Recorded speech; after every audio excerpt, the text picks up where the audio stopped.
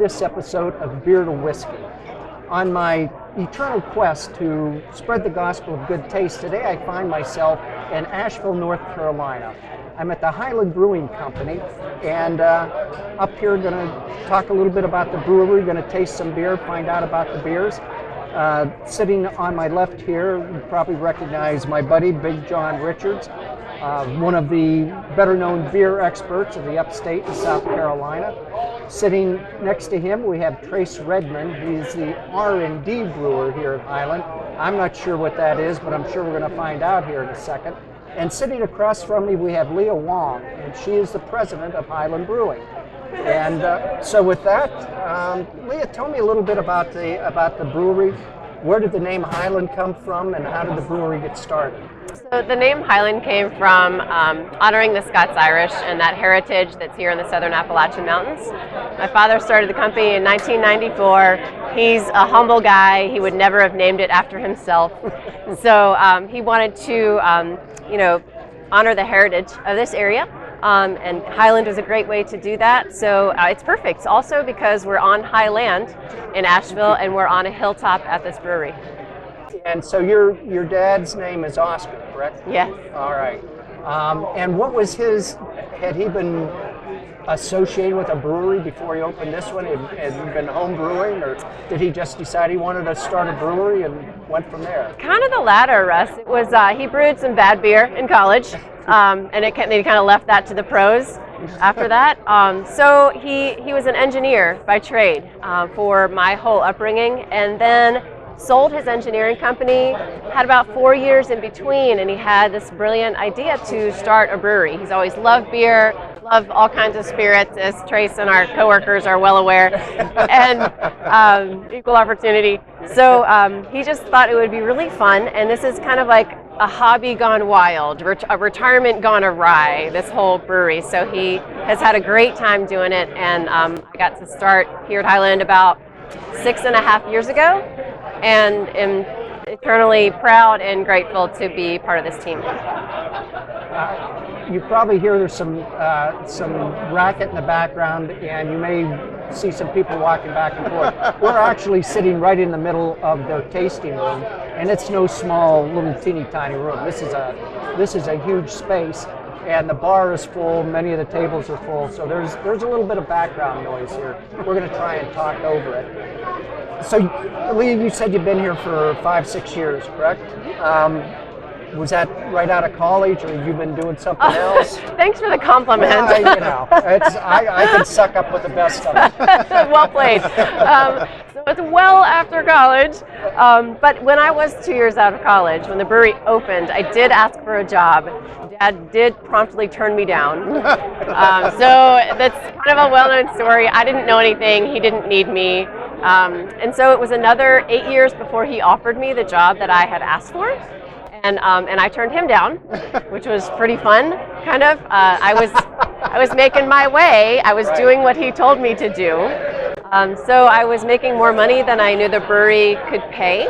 And at that time, that was my priority, was financial independence, and I was, doing my thing. So it was going great, and it was 8 more years before everything aligned. And your priorities change as you age, and that was really one of the keys to the turn in our conversation about, this is a brewery, and it's part of the community, and it's well respected, and it brings joy to people, and it gathers people. So I really fell in love with that idea.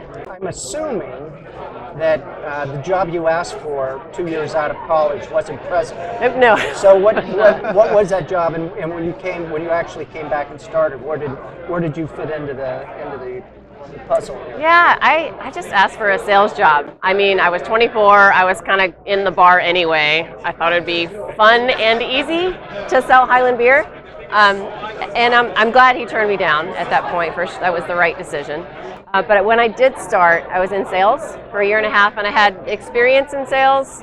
It's not where my heart lies. I can do it, but it doesn't energize me. And I did that for 1.5 years because of the familiarity. I got to stay in Charlotte for a while and really kind of be on the ground with customers and with retailers and our distributor partners, and get a feel for how all that works before I started coming up to Asheville on a regular basis and eventually moving here. So Trace, what is an R&D brewer? Well, I'm kind of still figuring that out. I've only been doing it for probably about 6 months. But basically, it's the fun job. I get to experiment and work on new beers for distribution, like the AVL IPA and then our can series beers as well. That we're only selling on site. And then I've also started a barrel program. So also some of the beers for tap room only release in the pilot room. We have a 3-barrel system. We're doing about 2 new beers every week, which is really fun and energizing, but it's kind of a lot. Were you working at a brewery before you came here, or what's your background before arriving here? Yeah, before moving to North Carolina, I lived in Michigan for about 6 years. I worked at a couple of breweries up there. Before this, I worked at a startup in the Detroit area, which was a really great experience. It was like an accelerated learning. I don't know. I learned a lot of what not to do really quickly over the course of a year, and so that really has helped me in retrospect a lot in the role I am now, having gone through and started a beer lineup from scratch. And then before that, I worked at Founders in Grand Rapids for a little bit. So, well, that's a good thing for a brewer to have on the resume.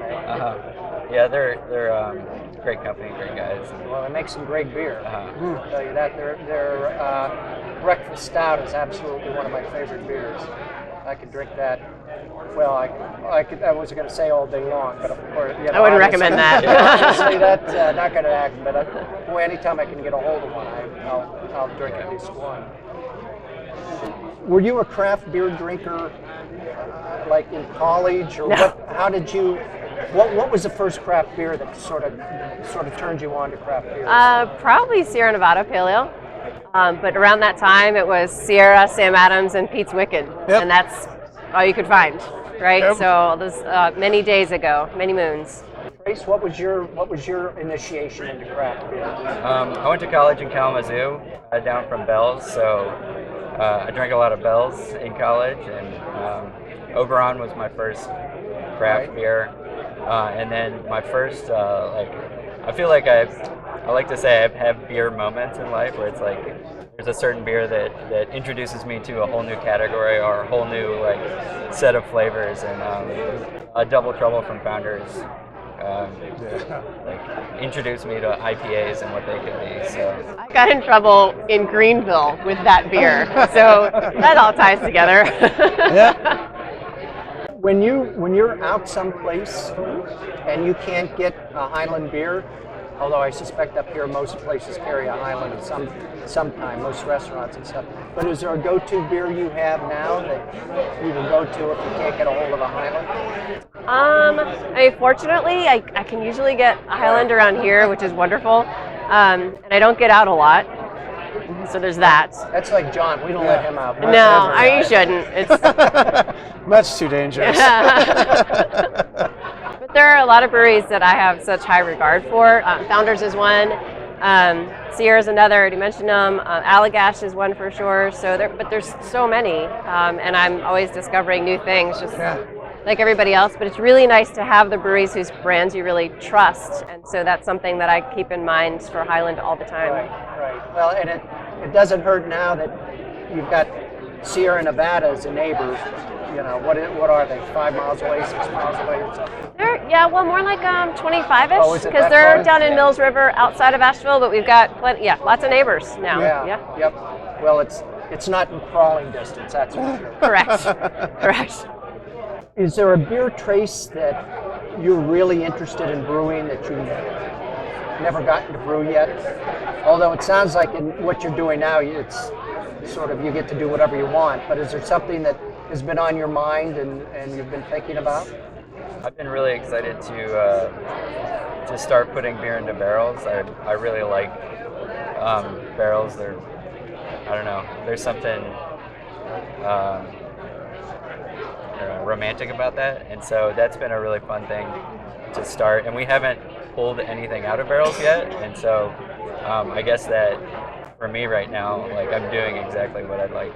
So are you guys doing barrel aging your regular beers or brewing stuff specifically for barrels? We're brewing stuff specifically for Nice. barrels. So Give us any sneak peeks? yeah, right now we have like 10 different beers in barrels, like small batches, but trying to experiment and see how it goes and see if We're everything getting goes some well. sours, But we're getting some fruit beers, we're getting they're all- some barrel aged stouts. They're all clean. Got some barrel aged stouts, strong beer. There's I think it's on tap right now, but I did a beer in collaboration with French Broad Chocolates. Nice. Based on one of their truffles. So basically, taking inspiration from like pastry chefs and chocolatiers and trying to make something like that. Nice. So they made a chocolate truffle with Earl Grey, and they put lavender and it's chocolate in it, obviously. Nice. And so made a chocolate truffle stout based on that, and then put that into whiskey barrels. So I'm really excited to taste that one in That's up Russ's alley too. 8 months. That's what I'm excited. So Yeah. but yeah, so that's what I'm excited about right now. So I see above the taps that you've got small batch brews and you've got your year-round and seasonal. A small batch brew, how many barrels is that, or what It's, qualifies that as a small batch? It's about 8 to 16 kegs. And you just pour them until they run out. Pretty much. Okay. Yeah. Those are always available just here at the brewery, or do they ever make it out? For the most part, they're only available here unless it's for something Festival specific or or- something like that. yeah. One of our brewers, Katie Smith, does a lot with Pink Boots, and she brewed a beer for Beer de Femme. Alt beer, it's on tap, so took it there. So it's an example. How many beers do you have year-round? We have 8 year-round beers. We have a seasonal that's always available. So those are kind of they're always there. And then the Imperium is part of a limited release program. We have 4 a year, but they tend to run out in between. How much beer are you guys producing here now a year? 45,000 barrels, something around that. That's a big number. What's exciting with not that like being the biggest brewery on earth is not my goal at all, Right. but it's kind of nice to know where we are. And I was looking recently at the Brewers Association numbers, and there were some breweries that don't fall under the craft definition anymore. So making those adjustments, we were in the top 1% of breweries in the country. So that was really exciting to find out. At Yeah. one point, you were the biggest brewer in North Carolina. We're still the biggest native. Right. So not counting Oscar Blues and Yeah. and, the expansion breweries. Yeah. Yep. And also the largest native family-owned brewer in the Southeast. Oh, Yeah. Well, that doesn't surprise me. Yeah. I mean, good for you. It's great that this is still in the family. Thanks. You just don't yeah. see that a whole lot anymore, particularly in that kind of volume. To be honest, it's not easy. You know, there are so many breweries out there, and so I'm continuing to be relevant. So it's exciting in that part that's not easy is people like Trace and Anna and Quality and Matt and Molly, all these teammates that really are giving us such great energy. And we're really we're ready. We're charging ahead now with the new brand and everything else. So it's a great time for us in a really changing time in the industry.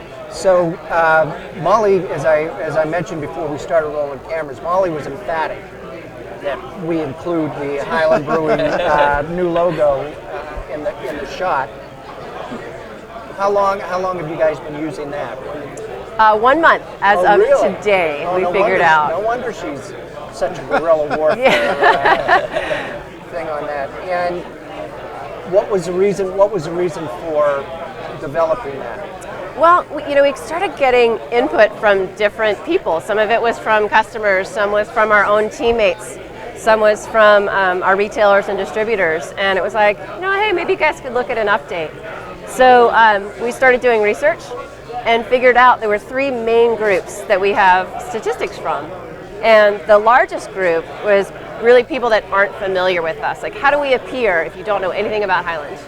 we appeared as a Scottish brewery. We don't make Scottish beer any more than anyone else would. Right. I mean, a Scotch ale here and there. Sure. So we figured out that it was a point of confusion. And then among our fans, like Facebook email, they told us, 73% of them told us that our packaging was dated, like straight up dated, and or needed to change somehow. That's a huge number when change is uncomfortable. Right. And then our own staff, remember when I asked for words from everybody, like give me 3 words that come to mind when I say Highland? And we had amazing words like independent, family, quality, sustainability, community. Not one person said Scottish. So I could not justify having 100% Scottish visuals with all of that information. Our heritage is so important to us. So our name will never change, and our Gaelic ale will never change. So that connects us to that heritage. But our visual needed to be clearer about who we are and who we've become. Just because you mentioned Gaelic, that is one of my favorite beers. Oh, that's awesome. I really Me like, too. Yeah, I really like that beer. Yeah, there's a lot of loyalty for that beer, which I'm really grateful for. I find that for pairing with food, that it's just one of the most pairable, in a broad setting, different kinds of food. And a lot of breweries with their flagship, it'll be 50% or more of their total sales. Is that true for you guys too? No, below that, maybe 40s. Yeah. Still a good number. Oh yeah, that's still big. Yeah. That's still big. So, before we start talking about beer, the important thing, We need to do that. let's talk a little bit about you guys. You guys have entertainment here. You have bands here, correct? And that's pretty much an every weekend sort of thing. Yeah, actually 5 times a week. Oh, Wednesday, really? Thursday, Friday, Saturday, Sunday. Wow. Year round? Yeah, year round, because when it's nice outside, we'll do it in the meadow. Yep. And otherwise, we'll do it right in here in the tasting room. Nice. So there might be a sound check in just shortly. So It doesn't matter. We've seen it all. We've seen it all. Let's talk a little bit about beer. About the beer we're drinking or we have in front of us. Well, I've been drinking. Nobody else pretty much has. But what do we have here? So first we have AVL IPA, which is our, new year-round flagship IPA.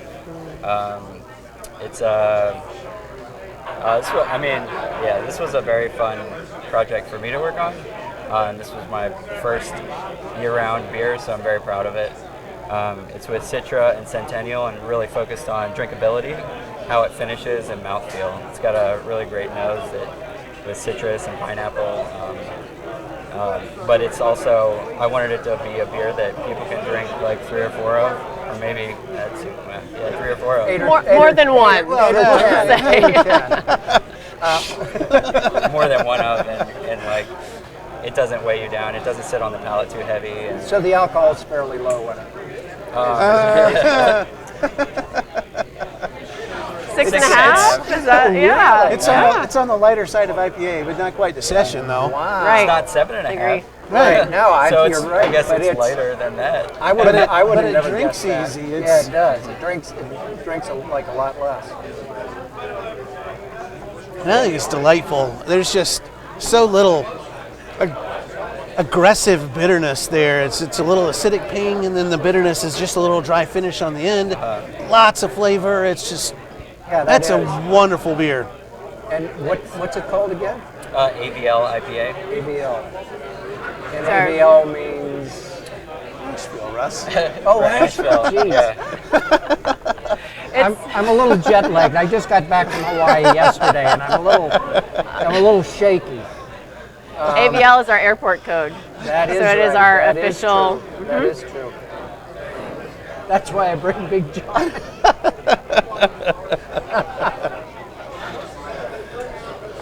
So what's next? You can bring out. Show these fun cans. Oh yeah, These are really cool. get those in front of the camera. What? Yeah, you want to talk about this, Trace? Sure. So this is No Bungee Cords, where we just released this today. Oh wow! So this has also been really fun. So we've been releasing a canned beer, or we will be releasing a canned beer on site only, and in draft and distribution once a month. For these beers, I'm able to use a lot more hops and kind of go wherever, a little bit more creativity with it. So, This one's definitely got that funky, fresh aroma. so Oh, so much. I loved walking by the canning line. Just These smell are it. canned last night. Wow. Last night. And it says drink fresh on the bottom. There's so much about this beer. It should be drunk right away. We're selling all the cans here. And the aroma, as soon as you got into the canning line area, was just amazing. No doubt.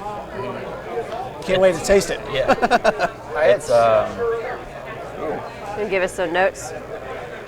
it's triple dry hopped. We used lupulin powder in it as well, which is a new fun hop product. It's basically just concentrated hops. Yeah. So Simcoe lupulin powder, Citra, Amarillo, Mosaic. So pretty much all the good hops. That is super. Some residual That is- sweetness in it. That's Yeah. Yeah, it is. just But fantastic. It's real fresh It's got and some green sweetness, but and- it's not fruity. It's not, there's no, it's not overpowering in terms of sweetness. Just enough that you go, wow, that's. Yeah, you taste really all fun. taste the citrus in the back, but just get all that fresh green. Makes me like the air fresheners almost. This makes me, I wish my bedroom smelled like that. Oh yeah, I loved standing back there last Yeah. night. So it's really neat to partner with a local artist. So each one of these cans is by a different artist in a completely different style. Oh, wonderful. And we have them hang their art here. They hang out with us on release night. So it's really great to engage with the art community here in Asheville every Yeah. time we do one of these beers. That's impressive. And That's that's coming from a brown porter stout guy. This is impressive. Yeah. Wanted it to be noticeable as an IPA, so it has a little bit of dank character, but a lot of fruit, Yeah. going on. So John and I have talked about it before, but it's one of the really neat things. Neat not being a very hip word. One of the neat things about craft breweries is their willingness to do things like this, do different things, sort of experimental things. Go out on a limb. Yeah, go out on a limb and hang it out there, and there are some misses, but there are some hits too. Yeah, if there aren't any misses, you're not trying hard enough. Right. So like, Yeah. this our country has led the most exciting stories in beer for decades now, and I don't brew, so my life is in Trace's hands and a whole lot of other people's hands here, and I'm delighted to be part of it, and just hope to keep doors open to creativity and keep that innovation going, and we really have some amazing stuff going on right now. Yeah. I've loved what you guys have been doing the last couple of years. It's been you. a really pleasant mainstay for me to be able to always know that your beers are going to be good when they hit me. Yeah. That means a lot, John. Thank you. And I'm excited for this one because this is a couple of years old now, or is Well, this I thought just both of these were mine? This is yours. hands off, buddy boy? It's the second time we've done it, right? this is the second just year the making second? it. Yeah.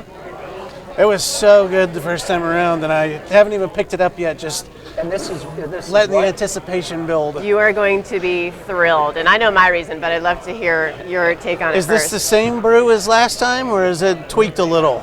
It's pretty much the same thing. Yep, nice. We made more of it this year, so all the coconut in it. So it's an imperial stout with coconut, coffee, and coconut nibs. That's not right, is it? Vanilla? Vanilla, sorry. This is vanilla. That's the first time I've corrected a know, brewer right? on ingredients Right? ever. It's the camera. That's embarrassing.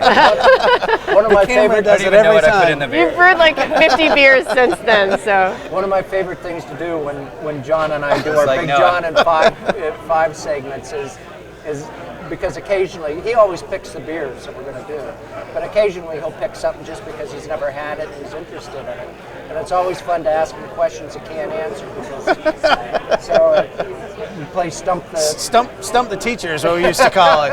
Now it's stump something else. I'm not a teacher That's anymore. a good game. Yeah. Just thinking about it, I don't remember putting coconuts in this. And there's a good reason for that. Yes, there is. Cheers. So I think, cheers. That's wonderful. Cheers. This beer, to me, is so well balanced with those special ingredients.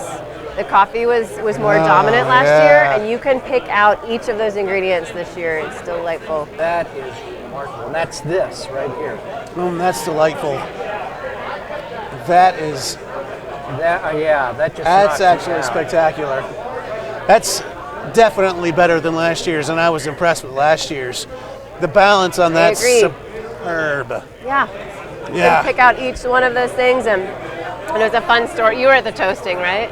I wasn't. You were, okay. I knew a bunch of people were there. You did the hard work anyway, but there were like 8 of our folks between my husband, who's the operations director, VP, and a bunch of brewers, and a sales guy, Mark was there. And they toasted coconut at a local bakery Yeah? on a Sunday night until, I don't know, 10 o'clock at night or something. And, Brock was calling me like, we got more trays, we're not done yet. I was like, I know you're drinking beer. You're not working that hard. Right. But that's the magic, right? That's one of the fun things about anything to do with this business is you get to drink some beer. It's great. I mean, they did and they should, and it was just, the handwork behind beer is like, it's a real thing. And it's a fun thing. So this is even, like you have a local coffee in this, and it's locally toasted coconut, just to get that off of a shelf Around the corner. somewhere. So that's awesome. Using local ingredients like that, it's just... What's the alcohol content of this? It's 8%. Oh, So That's not too that's bad. Not, that's It's not not that high bad. for an You can have imperial. 2, right? Yeah. That is well done. When they're this size, you can have a lot more than that. Yeah, right? And you lose track. Then they don't count. It doesn't count. Exactly. That's if right. they- No, it's Yeah. only 2 ounces at a time. Yeah, you're Yeah, good. adds up. yeah. What could that do? Have any beer. That's fun. Yeah, I love this beer. Really balanced, really nice integration of flavors, and it all comes together. Yeah. It really does. Well, guys, I appreciate the invite, hosting us for this. This has been a lot of fun, Glad to have you. and we've learned something. John probably knew all this stuff, but I learned some stuff about Highland that I didn't know before. We've had some good beer and a laugh or two, and so with that, cheers. Cheers again. Cheers. Glad to have you here. Cheers. And see you next time.